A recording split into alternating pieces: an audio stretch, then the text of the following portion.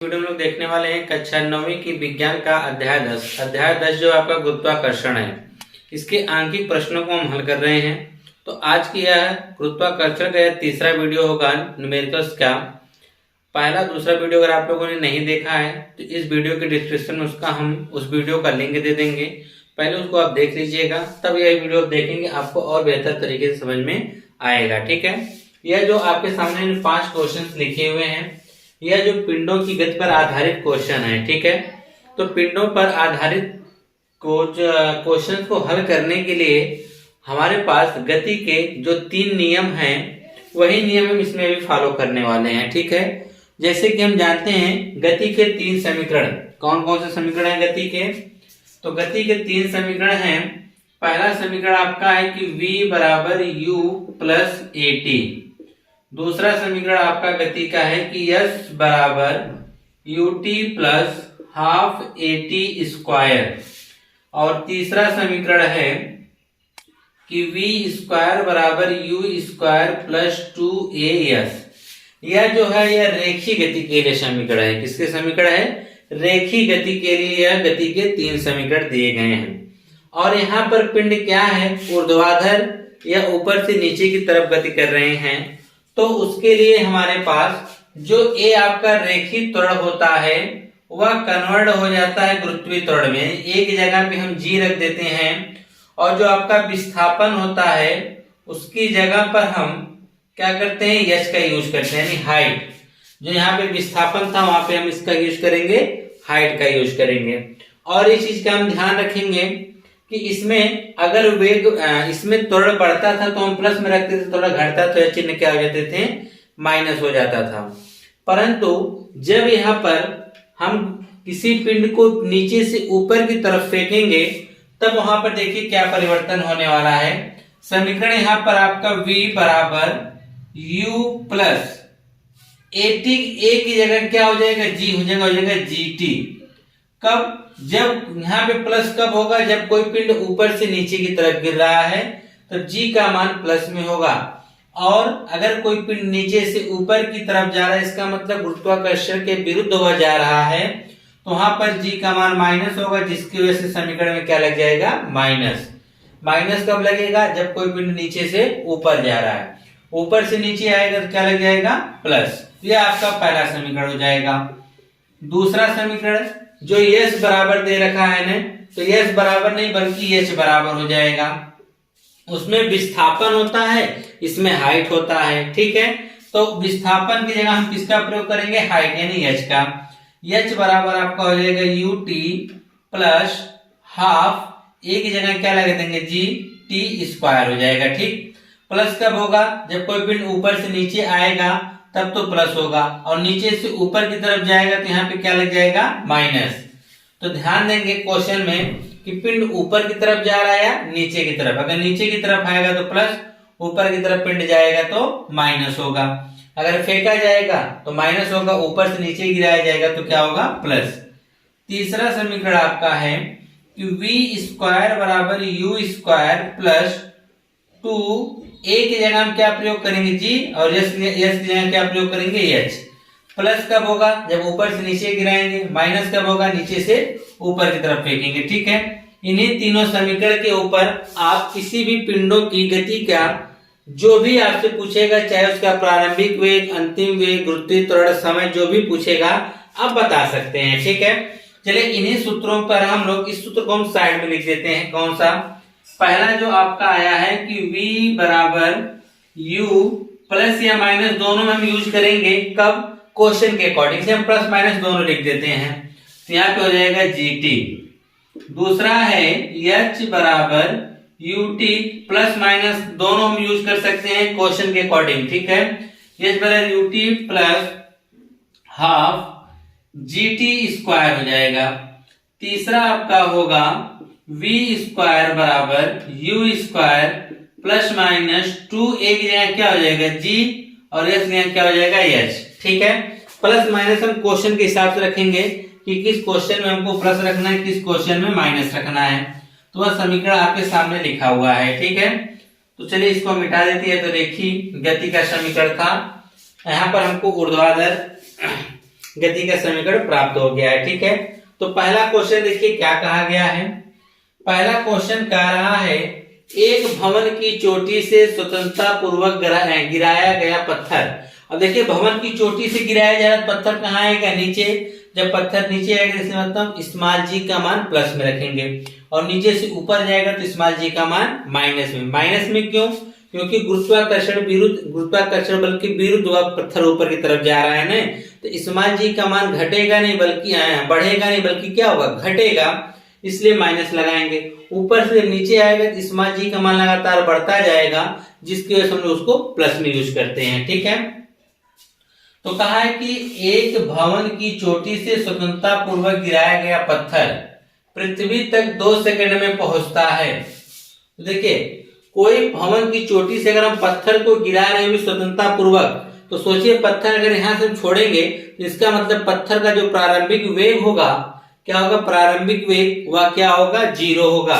तो यहां पर लिखेंगे पत्थर का प्रारंभिक वेग, पत्थर का प्रारंभिक वेग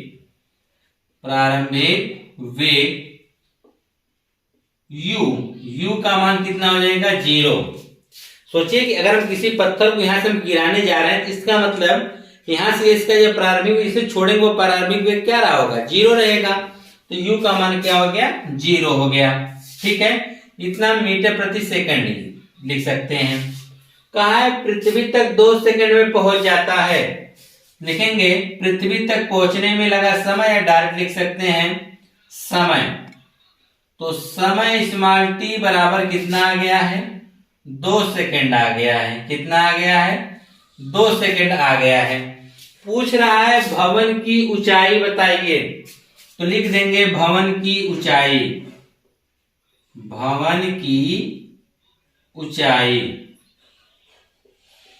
h बराबर आपसे क्या किया जा रहा है, पूछा जा रहा है कि भवन की ऊंचाई बता दीजिए कितना होगा।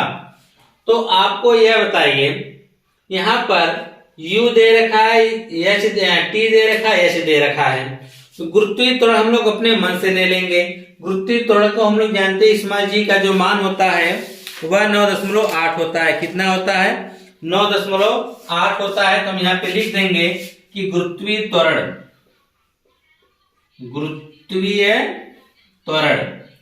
स्मॉल जी बराबर 9.8 मीटर प्रति सेकेंड स्क्वायर। ठीक है, अब सोचिए हमने सब कुछ लिख दिया है। अब हम यहाँ पे कौन सा समीकरण का प्रयोग करने वाले हैं, तो ध्यान से देखिए। आपको u मिल रहा है, t मिल रहा है, h मिल रहा है, g मिल रहा है। तो यह किस समीकरण में यह सब हमको मिलेंगे, तो देखिए पहले समीकरण में हमको अंतिम वेग और प्रारंभिक वेग मिल रहा है। क्या इसमें आपको अंतिम वेग मिला है? जी बिल्कुल नहीं मिला है, तो आप यह नहीं लगाएंगे। इसमें भी प्रारंभिक और अंतिम वेग चाहिए, आप यह भी नहीं लगाएंगे, दूसरा लगाएंगे। क्योंकि आप निकालना चाहे तो निकल जाएगा, लेकिन फिलहाल हम इसी समीकरण से हल कर सकते हैं। आपसे ऊंचाई पूछ रहा है तो h बराबर देखिए हम जानते हैं क्या होता है, ut हाफ प्लस क्या कहते हैं ut plus minus 1/2 gt square दे रखा है। तो यहाँ पे पिंड ऊपर से नीचे की तरफ गिर रहा है इसलिए हम प्लस लेंगे। तो लिखेंगे दूसरे समीकरण से या h बराबर ut plus half gt square से। ठीक है, यहाँ पे हम h बराबर जब निकालने जा रहे हैं, h बराबर u का मान क्या है 0 रख देंगे, गुणे t का मान क्या है 2 तो 2 रख देंगे, प्लस 1/2 गुणे g का मान क्या रखेंगे 9.8 तो रख दीजिए 9.8 गुणे t स्क्वायर, t का मान क्या है 2 का स्क्वायर आप जानते हैं कितना होगा 4 होगा। 0 का गुणा 2 में करेंगे तो क्या आएगा 0, कोई मतलब नहीं, प्लस है 2 से 4 2 बार में कट जाएगा।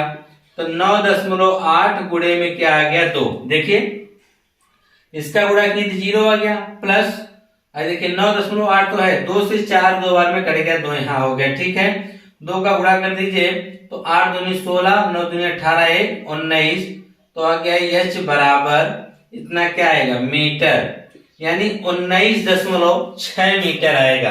कितना आएगा 19.6 मीटर आएगा। तो नीचे लाइन में आप लिख सकते हैं कि भवन की ऊंचाई बराबर 19.6 मीटर।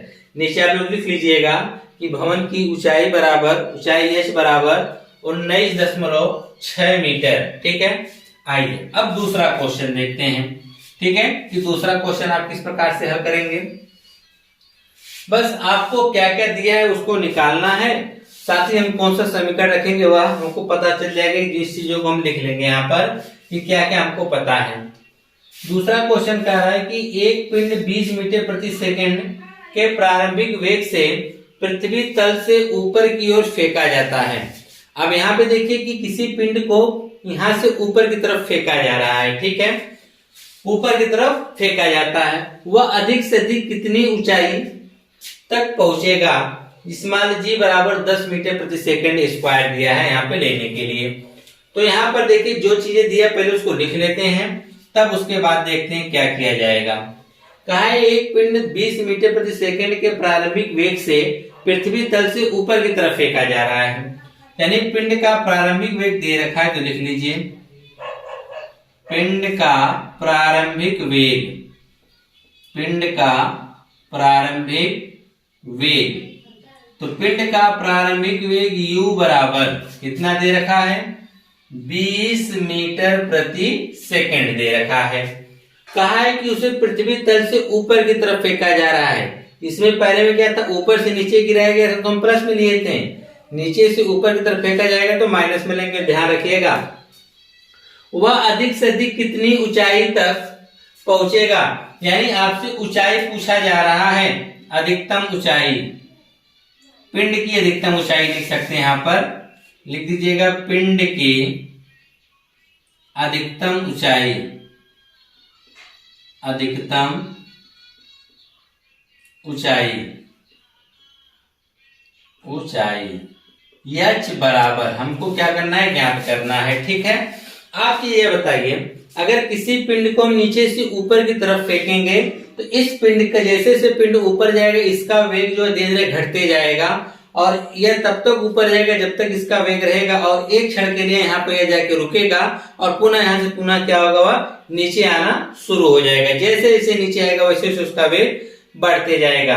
अगर कोई पिंड नीचे से ऊपर की तरफ फेंका जाता है तो उसका अंतिम वेग क्या माना जाता है, शून्य, क्योंकि वह जैसे इसे नीचे से ऊपर की तरफ जाएगा उसका वेग घटता जाएगा, और एक क्षण ऐसा आएगा कि पिंड यहाँ जाके कुछ क्षण के लिए रुकेगा तो उसका अंतिम वेग क्या हो जाएगा, 0, फिर यहाँ से चलना प्रारंभ करेगा वह। ठीक है, जब ऊपर से नीचे की तरफ गिराया जाता है तो ऊपर वाला जो हमारा वेग होता है वह हम शून्य मानते हैं, और नीचे हमारा अंतिम वेग हमको प्राप्त होता है। नीचे से ऊपर की तरफ फेंका जाता है तो ऊपर अंतिम वाला वेग क्या हो जाता है, शून्य हो जाता है। ठीक है, तो पिंड का अंतिम वेग शून्य माना जाएगा, क्योंकि पिंड नीचे से जब ऊपर जाएगा इसका वेग घटते जाएगा, और एक क्षण में इसका वेग क्या होगा, किसी क्षण इसका वेग पूरा शून्य हो जाएगा, तो इसका जो अंतिम वेग होगा क्या होगा, शून्य माना जाएगा। ठीक है, देखेंगे पिंड का अंतिम वेग, पिंड का अंतिम वेग यह हो जाएगा v, इसको हम क्या मानेंगे, 0 मीटर प्रति सेकंड।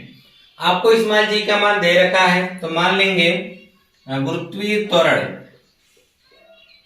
गुरुत्वीय त्वरण इस्माइल जी बराबर यहाँ पे आपका हो जाएगा 10 मीटर प्रति सेकंड स्क्वायर। ठीक है, तो इसमें भी आपको ऊंचाई निकालनी है, लेकिन यहाँ पे आपको प्रारंभिक और अंतिम वेग दोनों दे रखा है, तो आप गति का तीसरा समीकरण उपयोग कर सकते हैं, क्योंकि आपको v भी पता है, जी बिल्कुल पता है, u भी पता है, देखिए u भी पता है, g गुरुत्वीय त्वरण भी आपको पता है, और ऊंचाई h निकालना है।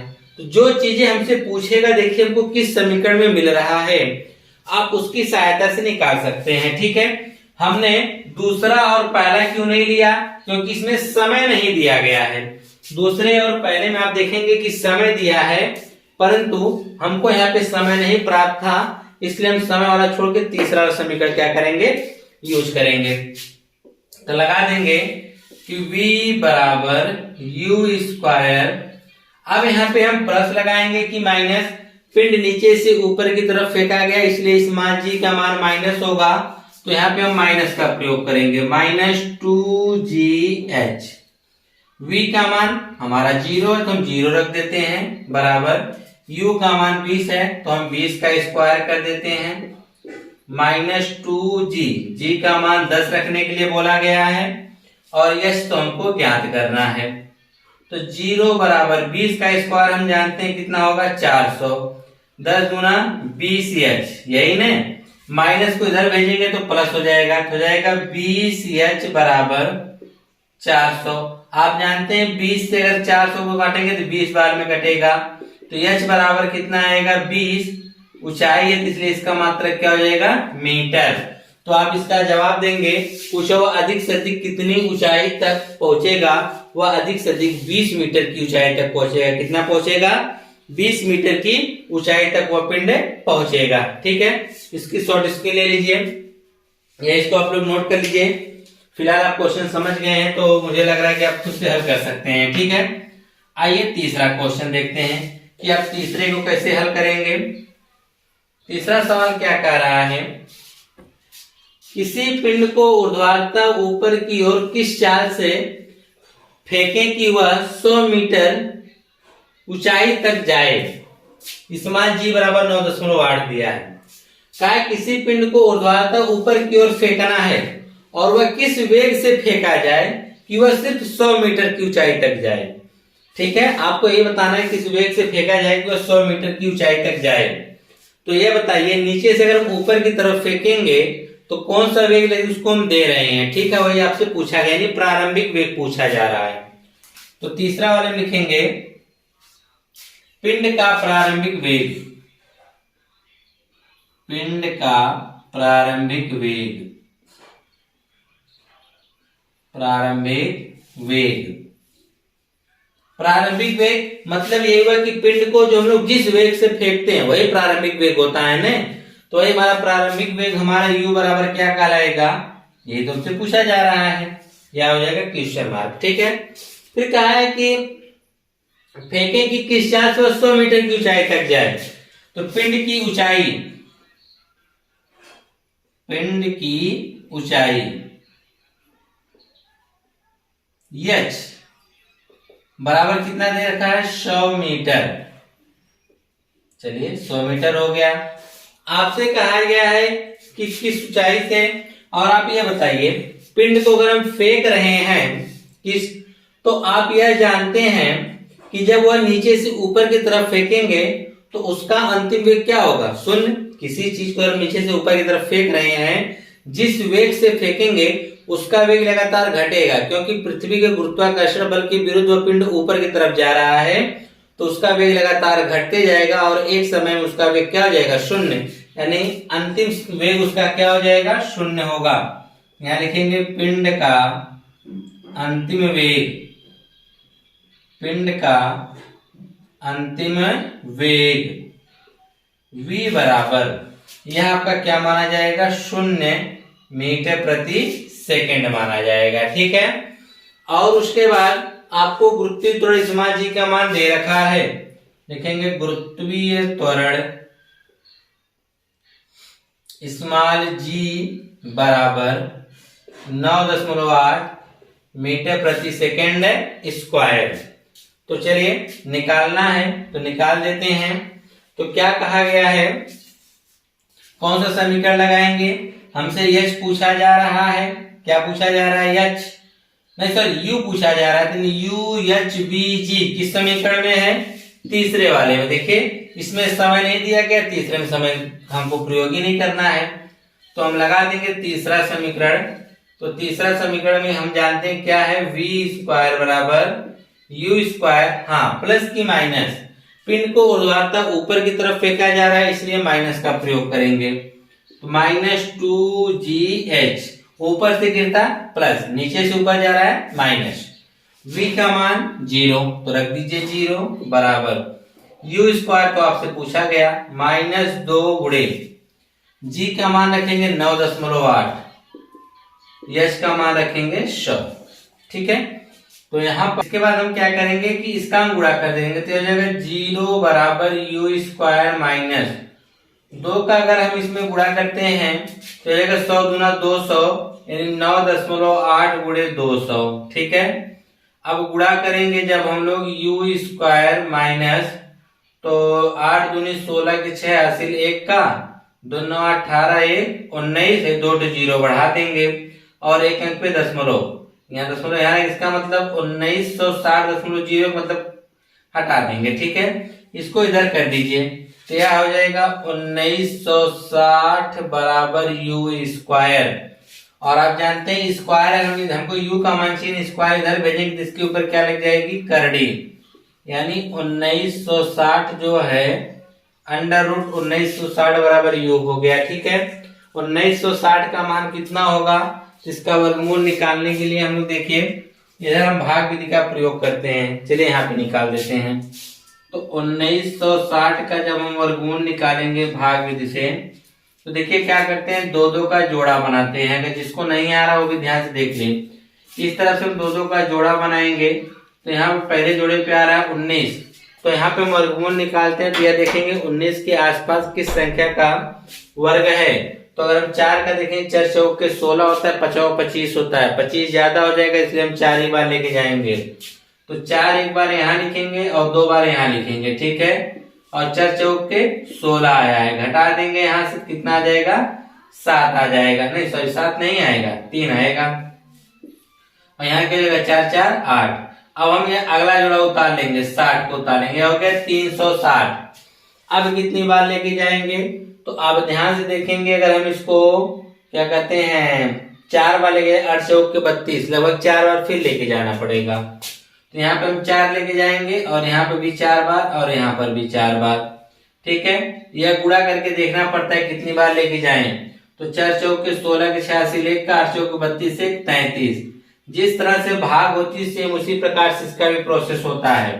और थोड़ा इसमें क्या होता है, वर्ग का पहाड़ा पढ़ा जाता है, उसमें हम लोग गिनती का पहाड़ा पढ़ते हैं। ठीक है, तो यहाँ पे आ जाएगा 4 और यहाँ पे 5 में से 3 घटाएंगे तो क्या आएगा 2।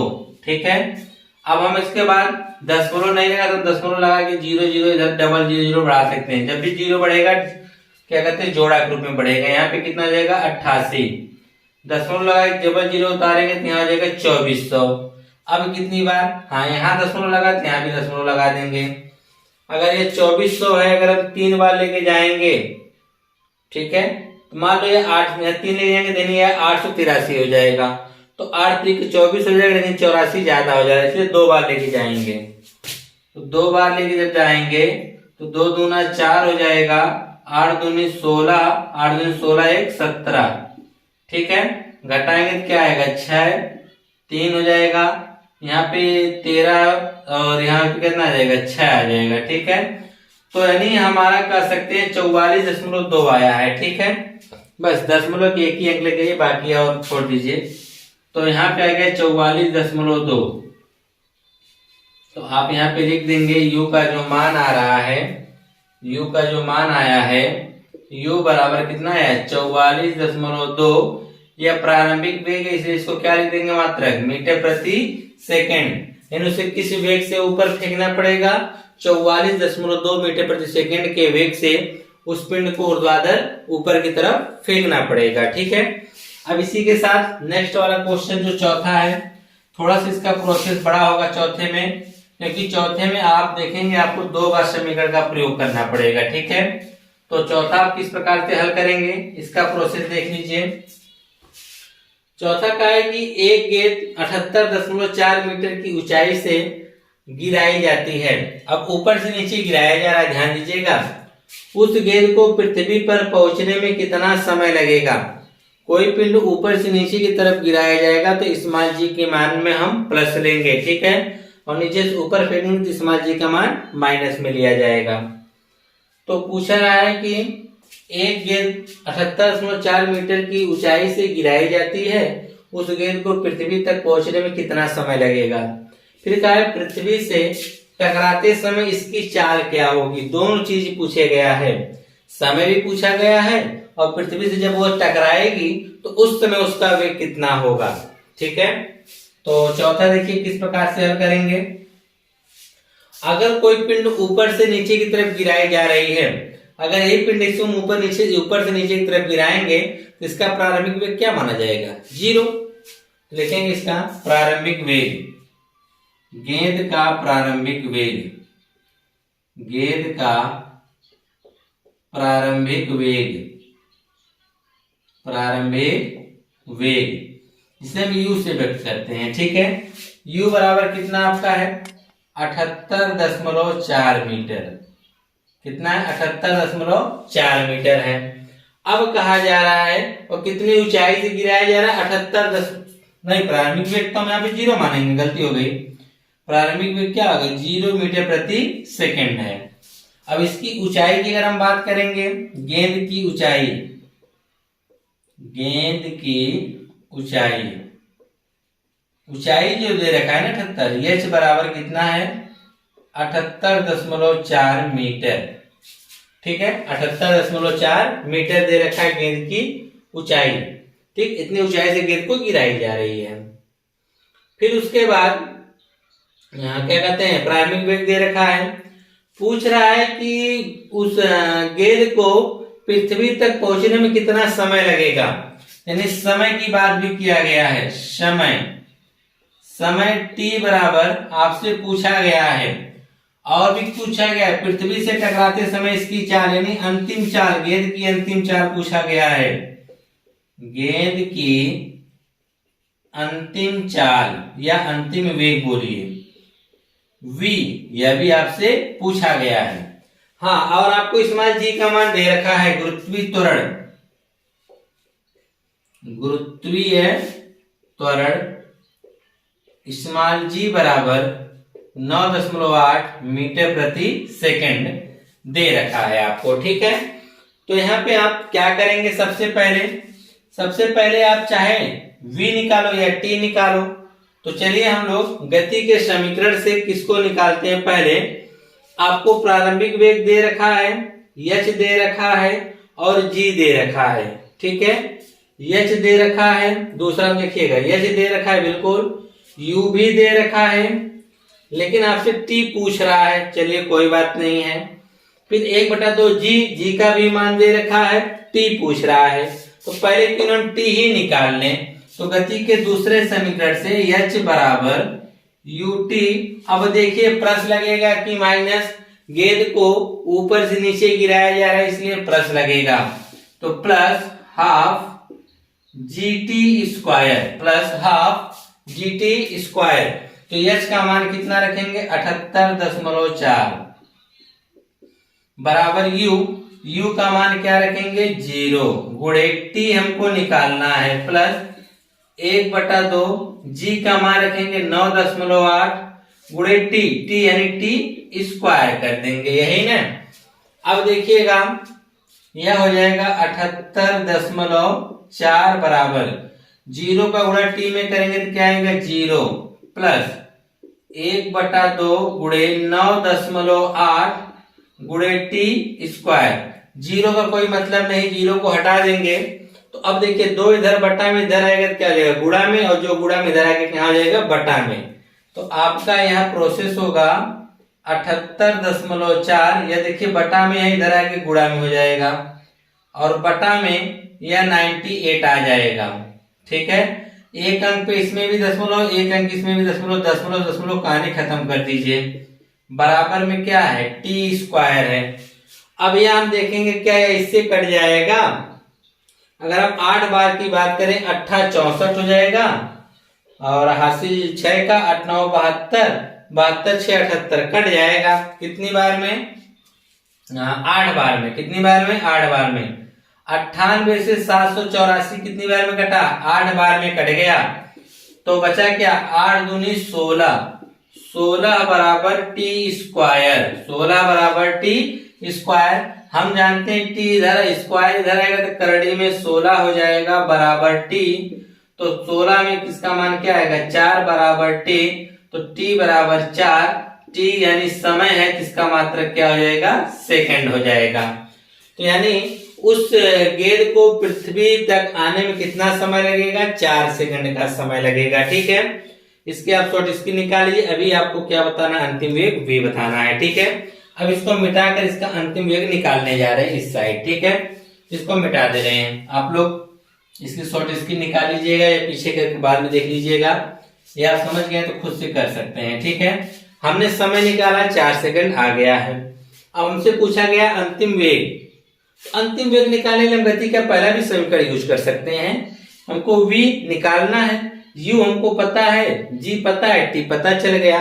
तो हम पहले समीकरण जो हमारा है कि v बराबर u, यहाँ पे प्लस लेंगे कि माइनस, तो प्लस लेंगे क्योंकि ऊपर से नीचे गिराया जा रहा है।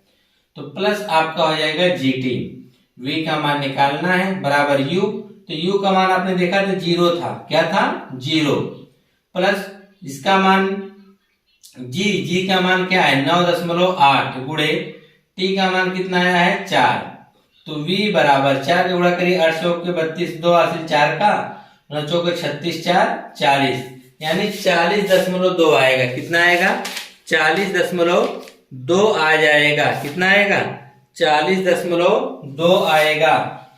लेकिन 40.2 नहीं, गलत हो गया लग रहा है। 8 चौके 32 के 2 हासिल 3 का, 9 चौके 36, 3 39.2 आएगा। सॉरी गलती हो गया था, 39.2 मीटर प्रति सेकंड आएगा। उसका जो अंतिम वेग कितना आएगा 39.2 मीटर प्रति सेकंड आएगा। ठीक है, तो यह आपका हो गया चौथे क्वेश्चन का दोनों पार्ट। अब पांचवा क्वेश्चन देखिए। ठीक है, पांचवा क्वेश्चन में क्या कहा है आपसे, तो इसमें थोड़ा सा कैलकुलेशन गलत हो गया, तो 40 आ गया था, 40 से बल्कि कितना होगा 39.2 होगा। ठीक है, पांचवा वाला देखिए, कहा है 9.8 न्यूटन भार, 9.8 न्यूटन भार या भार दिया हुआ है। ठीक है, फिर कह रहा है कि एक वस्तु पर 20 न्यूटन का बल, देखिए यहाँ पे 2 न्यूटन आया है, एक न्यूटन जो भार के लिए, दूसरा न्यूटन बल के लिए है, लगाया जाता है। वस्तु का द्रव्यमान तथा उसमें उत्पन्न त्वरण की परिकल्पना कीजिए। अब यह क्वेश्चन देखिए थोड़ा सा अलग हो गया है इससे। कहा है कि 9.8 न्यूटन भार, तो यहाँ पे हम लिखेंगे भार, भार को हम व्यक्त करते हैं W से। W बराबर कितना दिया है 9.8 न्यूटन। ठीक है, और बल दे रखा है, तो लिखेंगे बल F बराबर 20 न्यूटन। दोनों एक प्रकार के बल होते हैं, इसलिए दोनों का मात्रक न्यूटन है। आपसे पूछा वस्तु का द्रव्यमान, आपको द्रव्यमान बताना है, द्रव्यमान यानी स्मॉल m, और उसमें उत्पन्न त्वरण, त्वरण यानी स्मॉल a बताना है कितना होगा। ठीक है, और हम जानते हैं कि यहाँ पे दे रखा है स्मॉल g का मान, गुरुत्वीय त्वरण, गुरुत्वीय त्वरण स्मॉल g बराबर 9.8 मीटर प्रति सेकेंड स्क्वायर दे रखा है, इतना सब कुछ ही है। ठीक है, तो अब देखिए अब हम क्या कर सकते हैं, हमको W पता है, M पता है, G पता है, तो हम जानते हैं कि भार W बराबर M गुणे G क्या होता है, M गुणे G होता है।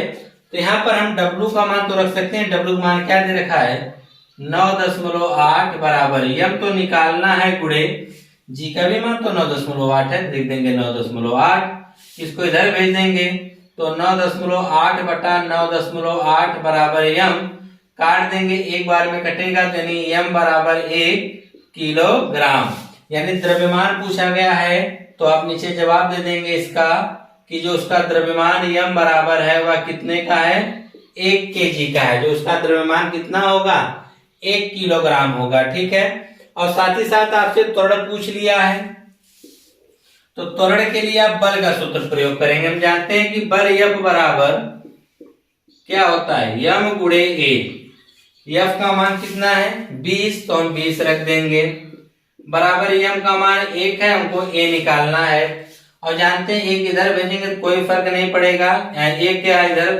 गुणा इधर भाग होगा, 20 एक कम 20 ही आएगा, यानी 20, यानी A बराबर कितना आएगा 20, तो यानी A बराबर आएगा 20 मीटर प्रति सेकंड स्क्वायर। उसका जो त्वरण होगा वह 20 मीटर प्रति सेकंड स्क्वायर आएगा, कितना आएगा 20 मीटर प्रति सेकंड स्क्वायर आएगा, और उसका जो द्रव्यमान है वह 1 किलोग्राम आएगा। ठीक है, तो इस प्रकार से आपने आज 5 क्वेश्चन से देखे हैं, तो यह इसका गुरुत्वाकर्षण का तीसरा पार्ट था। अगर आपने पहला दूसरा नहीं दिया है जिस स्क्रीन पे शो कर रहा है उस पर क्लिक करके आप देख सकते हैं।